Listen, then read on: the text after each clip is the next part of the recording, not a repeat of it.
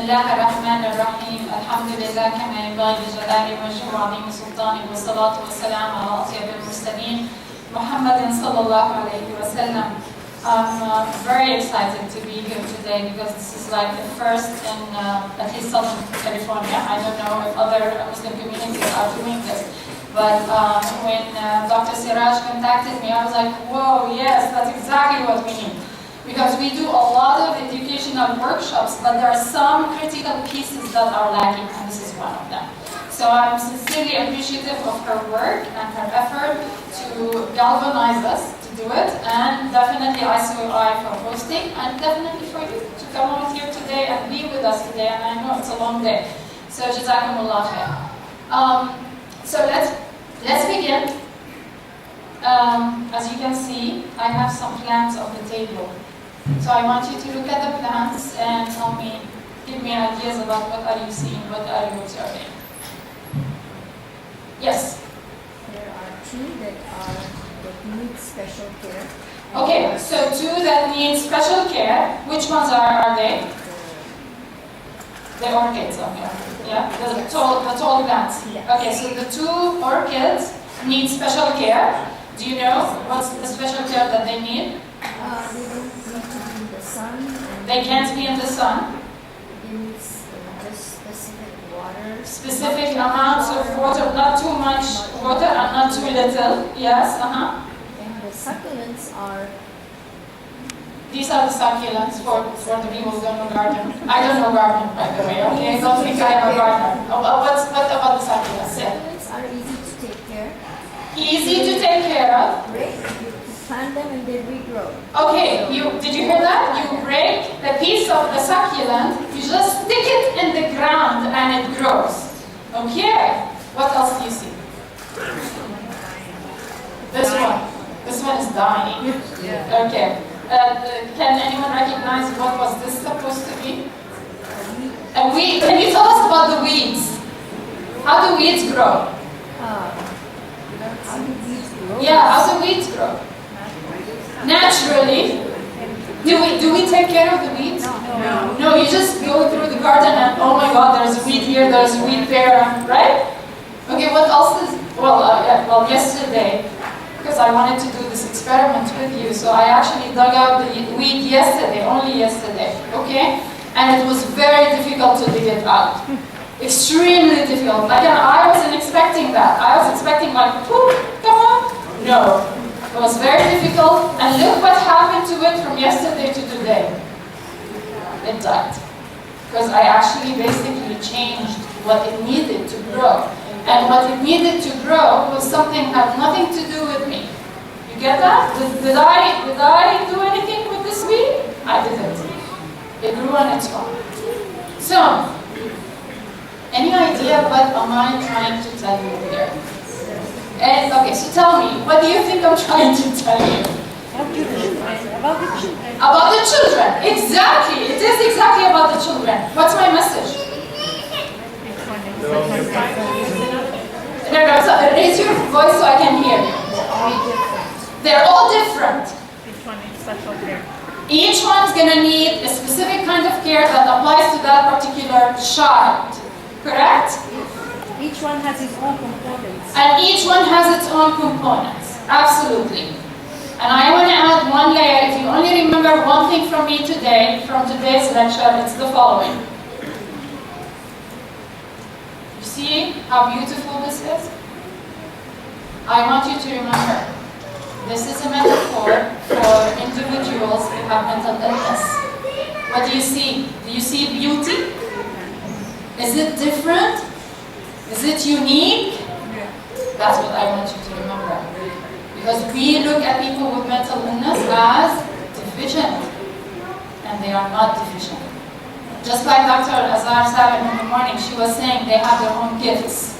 And I want you to remember the beautiful, beautiful flowers of the orchid.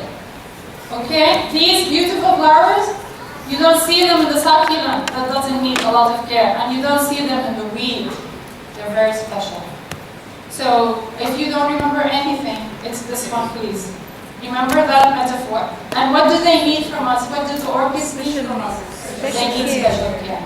And when we give them that special care, what do we get? They bloom.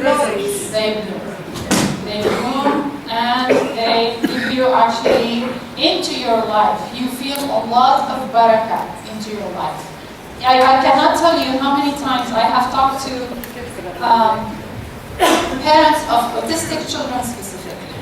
Okay? Why autistic children? Because autistic children are one of the most difficult groups of people to communicate with. Okay? And I've seen, a wide spectrum of autism, some very severe, some very mild. But I talk to the parents of these severely autistic children, and I ask them, how is it? How can you manage? And every single one of them tells me, no exception, subhanallah, their presence in our life is a barakah, is a gift. And I don't know what my life would be without them being in my life. So my message, and I hope that that's the message I'm sure you're hearing from everyone today, love and compassion. Love, compassion, and respect, and looking for the gifts, not looking for the deficiencies.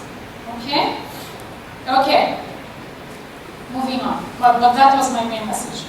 Alas, we can stop here. But, okay, so let's move on and talk about, do you know people who actually have mental illness and, mashallah, they are doing very well? Yes? Can you give us okay, we don't want people to get personal here, but do you know anyone who is, for example, famous? Don't give me actors and actresses, please. Okay? Yesterday I was Googling and there was this list of 300 people who have mental illness, and I think 90% of them were actors and actresses. Nothing against actors and actresses at all, but I really want to highlight the other segment of the community. So you know anyone who's famous and has a mental illness? Anyone that you have come across to know? Yes. Senator Patrick Kennedy. Senator Patrick Kennedy? Do you know what he had? He has bipolar disorder. He had bipolar disorder. Okay, who else? Yes. JetBlue CEO, I don't know his name, but he's allegedly having. Who is he? Sorry again? CEO of JetBlue Airlines. Oh, the CEO of JetBlue Irvine also has a mental illness? ADHD. But ADHD. Okay. Yeah. Yes? He's in the Islamic history. Uh-huh. Ibn Ibn Maktoum had a mental illness? Yeah. Physical. Yeah, that's kind of different, and we're going to come to the maybe definition of mental illness in a minute. Yes? Dr. Kate, she was at the UCLA. Okay. She wrote a lot of books. I think I'm forgetting. An Unquiet Mind is her book. Okay. And she wrote a lot of books. A lot. She herself Yes. has mental illness. Okay. And I think An Unquiet Mind is her memoir. Okay, so Unquiet Mind. Okay, remember, I'm not sure what's the That book has enlightened me a lot. Okay, so that book helped you a lot. Oh, Okay, yes. Sheikh Suhaib Webb has talked about being depressed quite a few times. Oh, he himself, Sheikh Suhaib talked about himself being depressed. Okay, yes? Wasn't Einstein was dyslexic? Yes, I read that in the list yesterday. Yeah. I'm not gonna consider it as part of the mental illness, spectrum. Okay, so let's define what mental illness is. At least for the therapists, psychiatrists, and psychologists, mental illness is basically a situation where the person's thoughts, feelings, or behaviors are somewhat out of the unusual or normal. So it impacts 3 areas in the human domains, okay? Thoughts, feelings, and behaviors. That's very important, okay? If it doesn't impact any one of these, then it's not a mental illness. This is the latest book, in the US, this is the Bible for the mental illness collection of disorders. It's called the DSM. It's called the Diagnostic and Statistical Manual of Mental Disorders. It has about 250 disorders, okay? So, moving on. Last time I had a panel discussion with Sheikh Jamal at UCLA about mental illness in the Muslim community. And one of the interesting questions that came my way, or our way, was, did the Sahaba, did the companions actually experience mental illness? And this was related to someone asking earlier, if you're a practicing Muslim, okay, can you actually experience, mental illness? Because this is one of the myths, right? If you have a strong iman, just like Sheikh Yasser yesterday was saying, and Dina was saying today, this myth somehow takes a strong hold in our community. If you're a practicing Muslim, subhanallah, you should not have mental illness. Anyway, so recently I came across this story that I want to share with you, and it's actually in Sahih al-Bukhari. So it's narrated that Tufail ibn Amr al-Dawsi, one of the companions, came to the Prophet ﷺ, after the Prophet migrated to Medina with one of his friends. This friend, they tell us in the story, he became sick. After he became sick, the Arabic word that they use is jaza', which basically means he experienced a lot of fear. Okay, so he got sick. This is in the narration. He got sick, فَجَزَعَ, and then after he experienced that extreme fear, what he did is he cut his wrists and then he bled to death. This is in Sahih al-Bukhari, people. Okay, what happened after that is that the file tells us that he saw his friend in his dream. And how did he see his friend? He saw his friend in Jannah, okay, happy, with his wrist covered in, if you will, rags. So he tells him, oh, what happened to you, my friend? And he says, oh, Allah subhanahu wa ta'ala has forgiven me because I migrated to Medina to see the Prophet sallallahu alaihi wasallam. Okay? And then the Tufail goes back to Rasul alayhi salam, and he tells them the story. What do you take from this story? There's so many lessons in this story, which we actually don't talk about. But what do you take? What do you take from it? Yes? He seemed that he committed suicide. He did. But between him and Allah subhanahu wa ta'ala, he knew in his heart it was an illness. Okay, so he committed suicide. Yeah. Allah subhanahu wa ta'ala knew it was because of jaza', this jaza' description, right? And what did Allah do to him? Mercy. He gave, he forgave him. And this is actually connected to another hadith, which is one of the major hadith in our tradition, that talks about accountability. What does it say? رفع القلم عن ثلاث. Okay? الصبي حتى يحتلم والمجنون حتى يفيق والنائم حتى يستيقظ, which basically means 3 categories of people are not accountable. Okay, the young until they reach puberty, okay, and the person who doesn't have full control over his mental capacities until he gains that control back, okay, and the third one is someone who's sleeping until he wakes up. Look at that. Look at that. Isn't that beautiful? So what does that tell us? In our own tradition, Allah subhanahu wa ta'ala has already established the mercy for the people who are struggling with mental illness. And we need to actually extend that mercy and love and compassion. Yes, did you have a question? It's very good.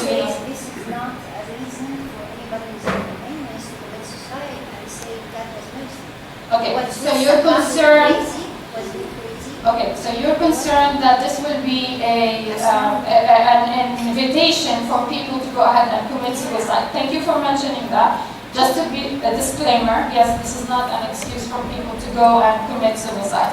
The story talks about someone, and we are interpreting jaza' in the story to indicate that this person had reached a state where he wasn't in control of his faculties at that point. And that's why he went and he did that. And I'm going to add another layer to that. It is not up to us. It is not up to us. Please, people, My friend, my closest friend, her son died of suicide a couple of months ago. And I'm sure a lot of people talked about that in the community and wondered about what's happened. And I was hoping that we all remember that we are not morality judges. We are not the people who define if someone was crazy at that moment and he did it, and if he's going to hell or if he's going to heaven. It's not up to us. Our responsibility is the loving compassion and respect, and we leave the judgment to Allah subhanahu wa ta'ala. Okay? Okay. I know. Okay, I'm supposed to talk about parenting. So, I'm going to talk about parenting, inshallah. However, anyway, so, I explained to you or defined for you what is mental illness. And people have been trying to actually find out what is the etiology, what is the cause of mental illness. Like, for example, in physical illness, if you have smallpox, for example, or polio, doctors have already established what's the cause. We know what smallpox have, and the course of the disease and so on. And we also have what? We have also vaccinations to prevent certain illnesses from happening. Okay, we don't have vaccinations for everything, but anyway. So people assume that we can use the same kind of methodology to find out, okay, about mental illness, what's the causation of mental illness. So there's a lot of research going on. And there are so many theories about the causation of mental illness. We do not until today have a full picture of what is the causation of mental illness. We have a theory right now. The most popular theory about mental illness right now is what they call the vulnerability stress theory. And I'm actually going to explain it to you because I think it's important for you to understand it. So basically, what this theory says is the following. We have, sorry, my spelling is not that amazing. Okay, so we have, they say, when each one of us is born, we are born with specific genetic vulnerabilities. Do you all know what I mean by vulnerability? Hash. It's hash. So basically, it's something that you are not very strong in, something you are susceptible to. Okay. So each one of you here has actually some kind of genetic vulnerability. Okay, it's not necessarily mental illness, but it could be something else. I know, for example, myself, okay, I am vulnerable to fungal diseases.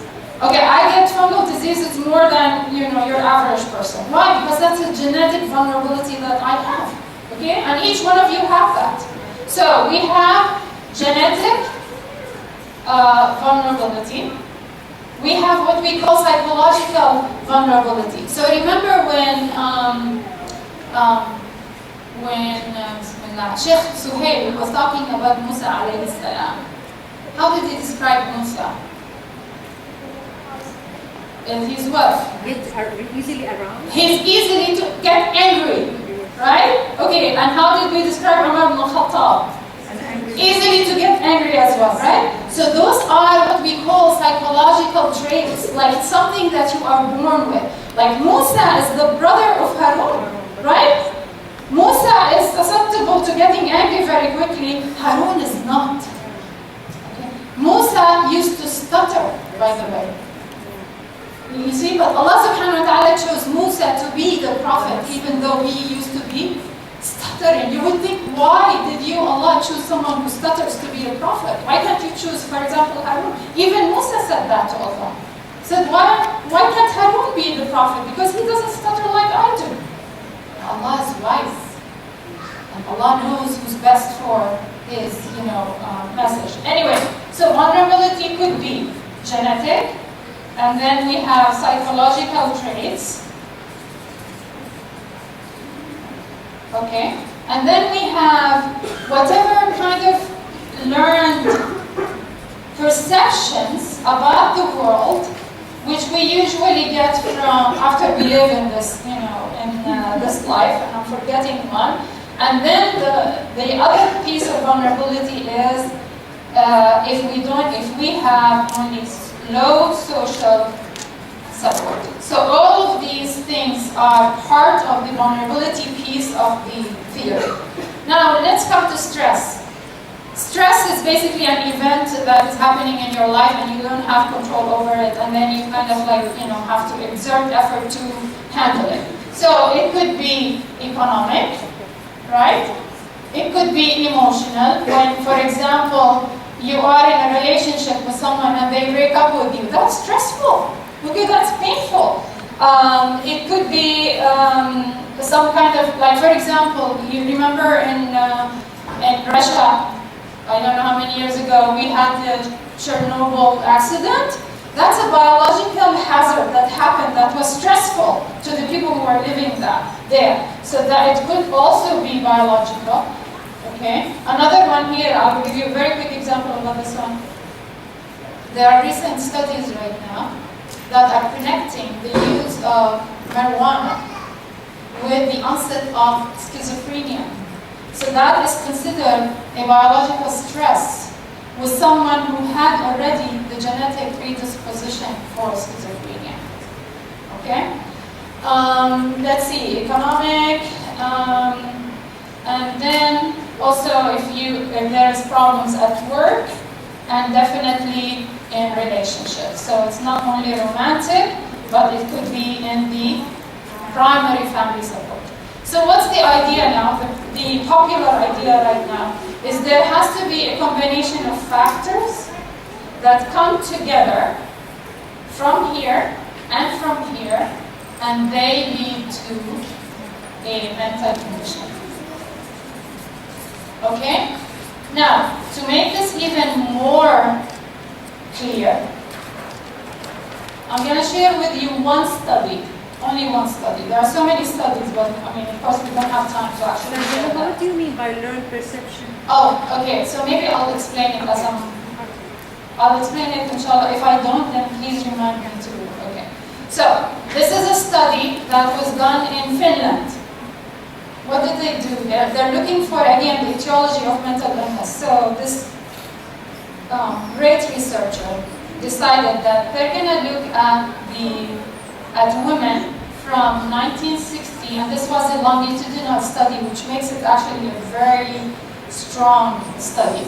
So from 1960 to 1979, they looked at the women who were diagnosed with either a clear-cut schizophrenia or one of the conditions associated with schizophrenia. Schizophrenia has like about 10 conditions associated with it. Okay, let's first define what is schizophrenia. Anyone wants to tell me what's the hallmark of schizophrenia? Yes. Delusions and hallucinations. Hallucinations. And what are hallucinations? It's where you perceive things that aren't there, like visual hallucinations, see things that aren't there, audio, hear things that aren't there. Yes. So hallucinations, which basically, you know how we have 5 senses? So the person who has a hallucination is basically telling you he is experiencing something related to the 5 senses that is weird, unusual. So one example, you're sitting next to someone and they are telling you that they are seeing, for example, this weird insect walking, over there, and they're telling you, look, can you see it? And you don't see anything. That's a visual hallucination. The most common hallucination is auditory, which basically they tell you someone is talking to me, okay, and they're telling me whatever. Another example would be, okay, I know, for example, that's the paranoia. So, like, I know when, this person did this, that he was talking about me or talking to me or something. So, schizophrenia, individuals who experience hallucinations or delusions. Delusions are basically also some really weird ideas that you know for certain that they are not real. So let me give you an example from one of my clients. And it's extremely important when you are sitting and dealing with someone like that not to laugh. extremely important, because that person really believes in what he or she is saying.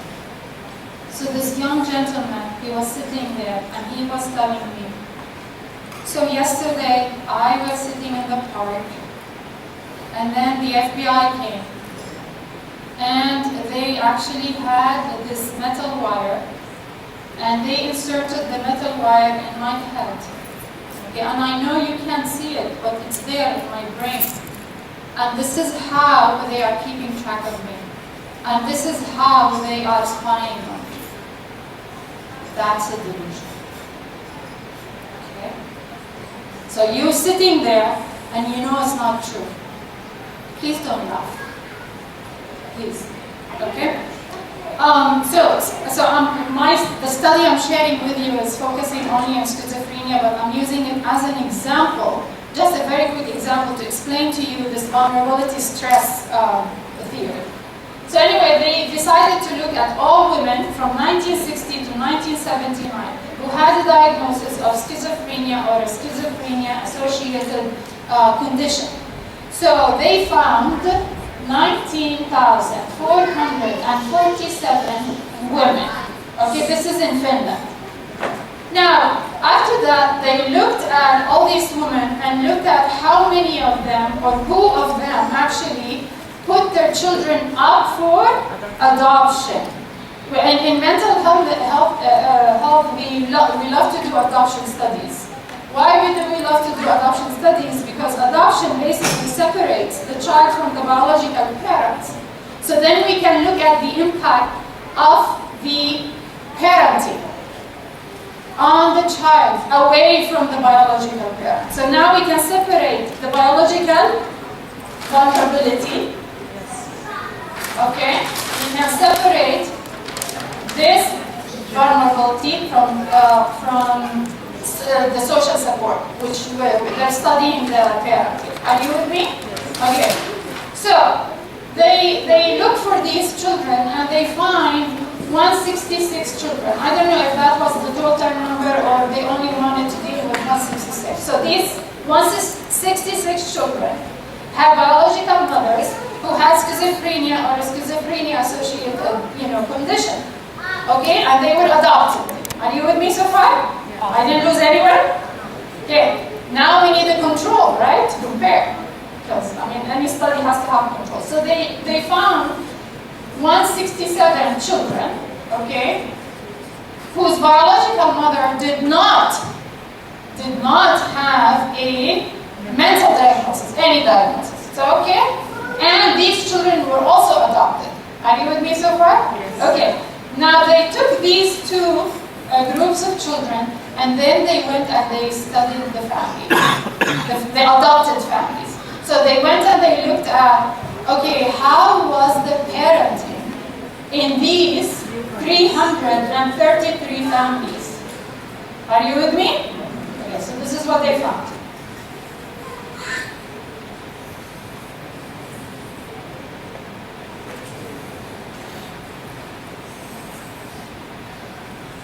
Okay, these children, the ones that are born for the women who are diagnosed with schizophrenia, we're going to call them HR, meaning what? They have a high risk for schizophrenia, okay? Because we have already, before this study, we have already established that schizophrenia has a genetic component to it, but it does not follow the normal genetic rules that we know in other situations, okay? So we don't know. Until today, we do not know the genetic transmission of schizophrenia, how it happens. Anyway, just because someone has a biological parent puts them at a high risk to develop, yes.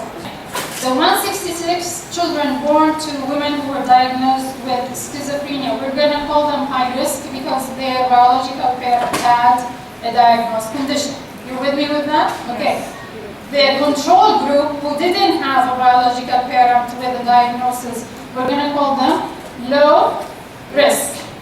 With me? Yeah. Okay. Now, the researchers analyzed the parenting, okay, of these 333 families, whether the parenting style was positive, okay, which was encouraging.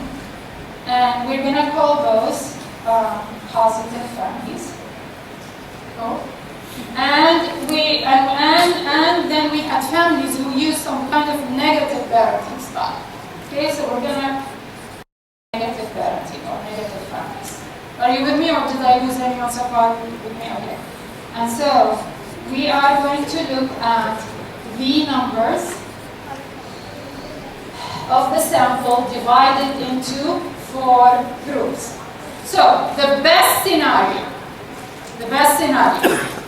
is children who have low risk for schizophrenia and they have positive families. You with me? Okay, so the percentage of cases, because they followed these children for like years. So the percentage of cases of schizophrenia, associated schizophrenia that happened here were 2.9%. What does that tell you? 2.9% here. Impact of positive. Impact of? Positive family reason. Okay, so we're assuming that this is good, right? And they don't have a high risk for schizophrenia. But so there is no high risk, there's no biological risk, and the family environment was positive. We still had 2.9 cases, which tells you what? Genetic. Which tells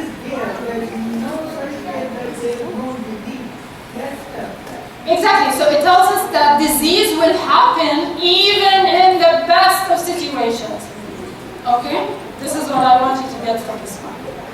Okay? Okay, now. So low risk and negative family. Let's begin with this one. So low risk, they don't have a biological component, but the family atmosphere is not that great. I think it was, let's see, let's just, okay, 6.2. So we went from 2.9 to 6.2 just because we changed what? The family environment. Okay, so we can see this one as basically a reflection of the family environment. Are you with me? Yeah. Okay, let's come here. High risk. So they have a biological parent who has the condition. Positive family environment. 6.1%. Which tells us that the positive family environment is protective. It moderates, it mitigates, it reduces the impact of biological factors. Wait until you see this one here. This one is basically high risk and negative family environment. And the rate It's about 15%. was 33%. 33%. Wow. It's not even double. It's not 12%. It's actually more. Basically, what we're talking about here, in the etiology, in the causation of mental illness, we don't know. Okay? We really don't know the exact details. We can tell you there are protective factors. We guarantee you that there are things if you do that will protect people, whether from the mental illness from happening in the first place, or after the mental illness happens, protects them in the progression, protects them when it actually happens again and again. So, one of the major protective factors in mental illness is the parents. And I want you to think of it as a protective factor. When is it a protective factor?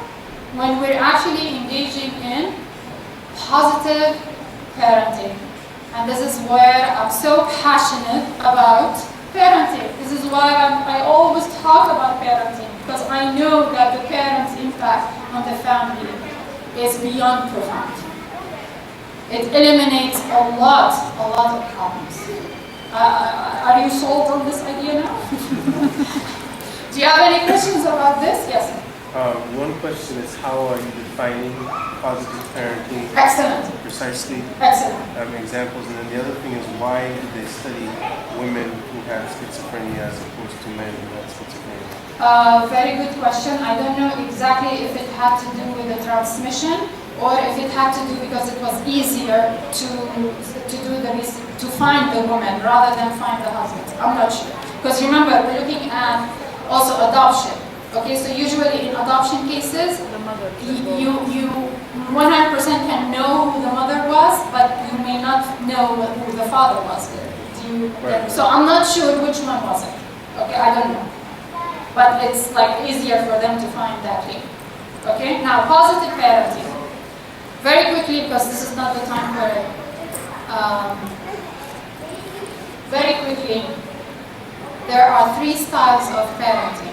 Actually, there are 4, but one of them I don't consider it a style. So the one that I don't consider a style is basically neglect, which basically means what? That parents are not there. So they're either not there, they're not doing their job, it's just, very, very, bad situation.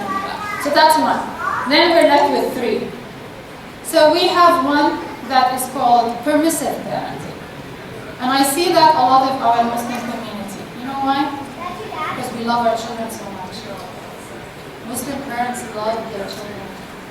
They adore them. They want to do everything for them. And in this era, in this age, when everything is focused on happiness, wherever you go, everywhere you go, it's happy, happy, happy, happy. For those of you who live in Irvine, have you seen the signs for the new homes? Have you noticed that it's always associated with happy? Like I know one of the neighborhoods said, "Come find your happiness." Another one saying, "Happy homes." They're basically sending you this unconscious message that happiness is attached to something material. We're bombarded by this message. I'm warning you, please be aware of that, okay? But what's the end result of the focus on happiness is that there are parents in their love for their children, they are trying to prevent them from feeling pain. Pain. They don't want them to feel pain. They don't want them to feel upset. They don't want them, so what do these parents do? Okay, you see some child who's, for example, whining and, "Oh, no, I want this, I want this, I want this." And okay, Habibi, tell us, okay, go ahead. What are we teaching? That when they do that, that's what they get. Exactly. And what are we teaching when we're doing that also is, I don't have to control my emotions. Because people are going to take care of me. And the person who does not take care of his or her emotion is going to grow up to become a very fragile adult. You just like that and they crumble. Dr. Hathout, the late Dr. Hathout, Allah bless him. I mean, he was the first one that actually made me aware of this idea. He talked about our young Muslim, young adults, Muslims in the MSUs and the MSA, and he said, "I have noticed in the last few years, they're very fragile. They want everything to happen perfectly, and they don't want anyone to tell them that something is wrong or that they made a mistake. They don't want to hear about mistakes." Okay? So this one group, permissive parents, they shield the children from life. And when they shield their children from life, these children do not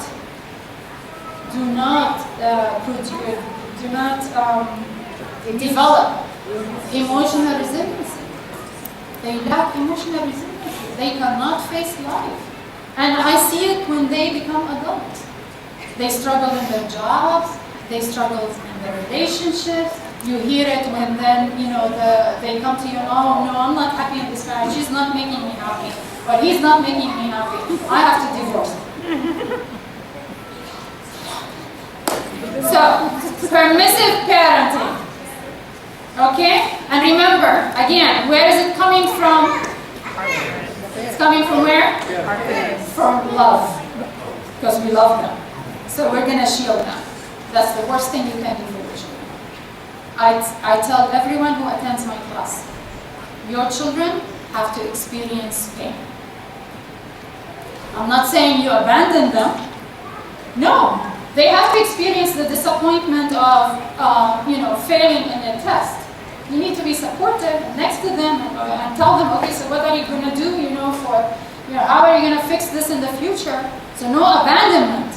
But also, no, it's okay, the teacher is stupid.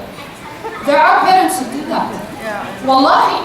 There are parents who tell their students, "Oh, no, she's a stupid teacher, don't worry, I don't know why she does this to you." Or she's picking on you. Okay, so children have to experience pain. They need to experience it when they are living with you. Why? Because you're going to help them in learning what are the existential message about life. They need to pick it from you, no one else. So, that's a permissive parent. Another group of parents are the authoritarian parents. Very rigid, one way, my way or the highway, okay? You have no voice, no input, your ideas are stupid, it's only about what I think is right, okay? And what happens in the authoritarian homes is that children can respond in different ways. So they can respond by rebelling, outright rebelling. So then they're gonna just basically, don't care about what the parents are saying and they're just gonna go and do what they want to do. Or they're gonna internalize it as shame. That's the worst thing that can happen to a child. When the child leaves the house, the family, believing that he or she is worthless and he or she, something is defective with them because that's what they heard from their parents all the time. It's like, how dare you, and how stupid is this, you're so stupid, and okay. So, permissive, authoritarian, in the middle. And does the word middle remind you of something? What does middle remind you of? Moderate? Middle. Huh? What does the middle remind you of? Islam. Islam. Islam. كنتم نحن أمة وسطى. Which means what? What does middle mean for Muslims? It means that we do both dunya and akhirah at the same time. We balance it. We do not let go of the akhirah at all the time, and we do not let go of the dunya all the time, right? So the middle in parenting is as follows. It's basically you establish rules, you establish limits, and even when and only important rules, so not silly rules. Okay? So I'll tell you what's an important rule, for example. An important rule would be to actually have limits on the use of technology.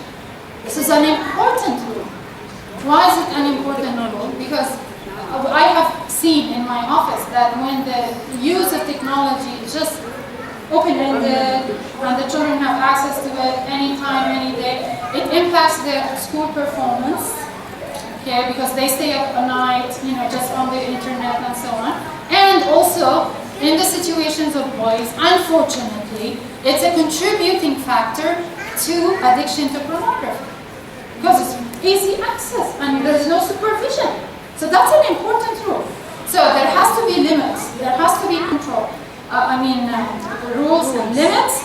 There has to be definitely love, communication, compassion, understanding, give and take. So let me hear what you have to say. Let's actually sit down and brainstorm this. So maybe if I'm convinced with what you're saying, maybe we'll do it your way.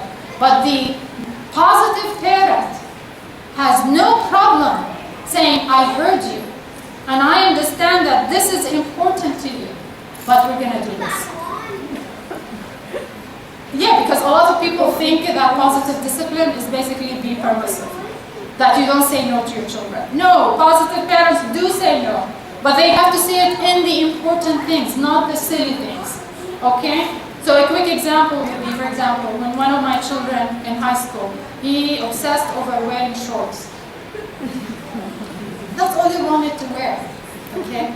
So I had to pause and then think to myself, okay, is this a battle I'm going to fight over or not? Okay, and what was my issue? I had to ask myself the question, what's my issue with the shorts? Really, honestly, I do not care what people say about him. So this was not an issue for me, that he's going out in shorts, whether to the mosque or to parties and so on. That was not an issue for me. I really did not care what people said. However, I cared about one thing. I cared about Salah. I cared about his aura, okay, which in boys, aura is from, the navel to the knee, right? So that was the discussion him and I had. I said, okay, you know, I personally don't like that you wear shorts all the time, but I'm gonna respect that. My only condition is the short has to cover your knee. And you have to be careful when you are praying, you know, your whole aura is being covered. Okay? So positive parents say no, but on important things. And this is one of the problems we have in our community. We think that the important things have to do with what people think about us. And I'm inviting you to let go of that. Okay? I am inviting you to focus more on your relationship with your children under the lens of Allah's, you know, compassion and mercy. Which means what? You are going to say no to the things that matter in Islam, not to the things that have to do with social opinions. Because we are slaves to the social opinions in our community, and that's where the stigma about mental health comes from. Because we're all afraid, oh, what are they going to think about me? Okay? And how are they going to look at me? And we need to be courageous to stand up and know if we're not doing anything wrong Islamically, that it's okay what people say. Who cares? What matters is, on the day of judgment, is Allah going to be satisfied with me? Is Allah subhanahu wa ta'ala going to be pleased with me? And the other pieces, if you want to have an influence over your children, you have to have a connection. There's no connection, your children will be so happy to leave the house very quickly and, you know, not worry about the next week. So, I know my time is up. We are going to pass this around. This is basically an invitation. This is an invitation for parents to focus on these areas, the ones you see in the postcard, in your interactions with your children. If you don't have children, by the way, the ideas in the postcard are also relevant to you as an adult. For those of you who are struggling either with anxiety or depression or what have you, the ideas in the postcard are very critical for helping you with mental health issues. So don't look at it as only, okay, to deal with my children. No, use it yourself, okay? I'll tell you, it's going to help you a lot.